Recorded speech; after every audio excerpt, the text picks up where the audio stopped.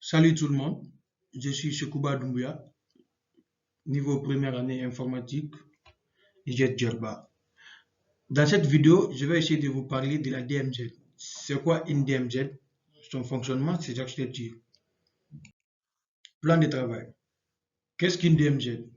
Leur fonctionnement, son architecture, puis on aura une conclusion à la fin.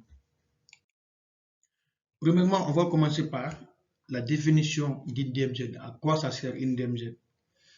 En informatique, DMZ est égal Demilitarized Zone, du terme anglais. En français, qui veut dire en français, zone démilitarisée. C'est un sous-réseau séparé du réseau local et isolé de celui-ci, ainsi que d'Internet par un pare-feu. La DMZ est un sous-réseau local isolé, comme vous l'attendez. La DMZ, c'est une zone tampon qui assure la sécurité entre le réseau local et l'Internet.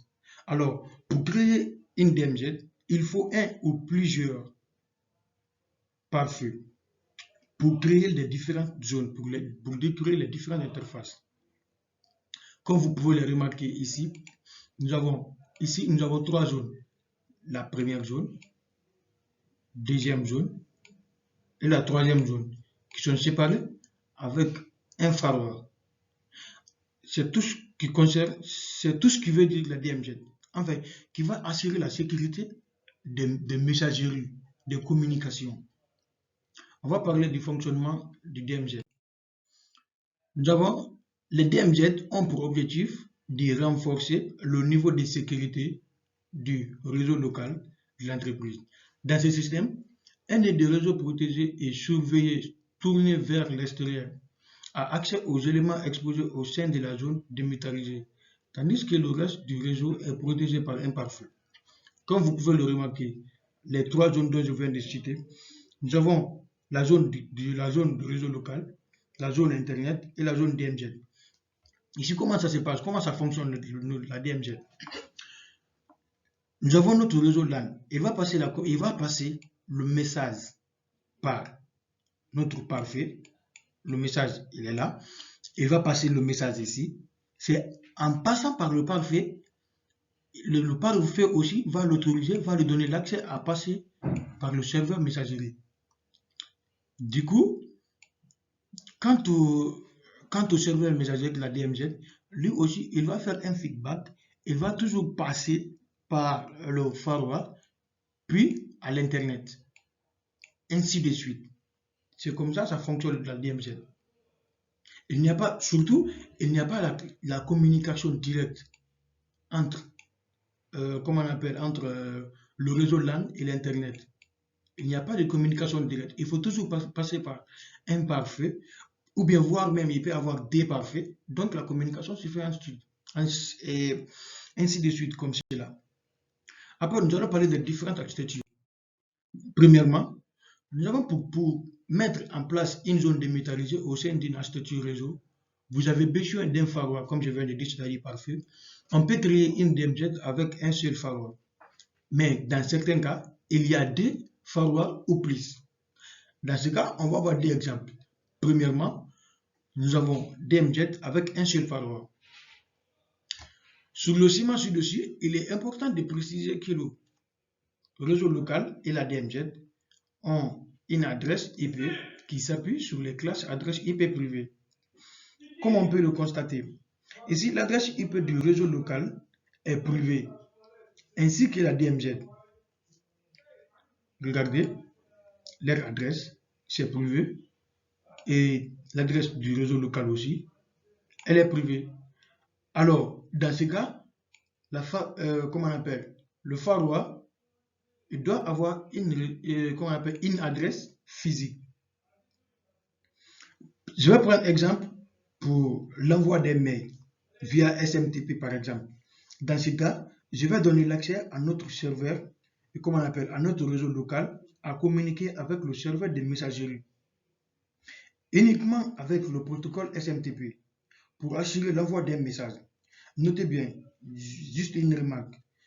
Notre DMZ, en aucun cas, il a le droit de faire un ping vers un PC du réseau local ou un serveur du réseau local. Il a juste le droit de faire à ce qui concerne la gestion des mails, c'est-à-dire l'envoi des mails et la réception. Comme vous le constatez. Éventuellement, le webmail via HTTPS. Pour ça, on pourra le publier sur Internet via le proxy. Et dans tous les cas, il sera positionné en DMZ pour pouvoir assurer la bonne sécurité et le bon contrôle du niveau des flux. Ça, c'était avec un seul firewall. Maintenant, on va essayer de voir avec deux firewalls. Avec deux firewalls, on peut appliquer la configuration comme suite. Comme vous le constatez, cette fois-ci, on ne va pas avoir trois zones. Enfin, on ne va pas avoir un seul parfait avec, comment on appelle, avec trois interfaces, avec trois zones. Ceci, c'est différent. La DMZ doit être créée implicitement. Comment on va dire? C'est que la zone, par chaque zone qui se situe entre les deux parfaits, comme on peut voir ici, le parfait numéro 1, autorise seulement les communications entre l'Internet et la DMZ. L'Internet et la DMZ, comme vous pouvez le constater. L'Internet et la DMZ. Dans ce cas, il y a une interface Internet et une interface DMZ qui va être l'interconnexion avec les autres parfaits. Regardez, notre serveur DMZ, comme vous le constatez, lui, il va être l'interconnexion avec l'autre parfait, avec ce parfait. Voilà l'interconnexion. Et le parfait numéro 2 est connecté au LAN et à la DMZ. Voilà.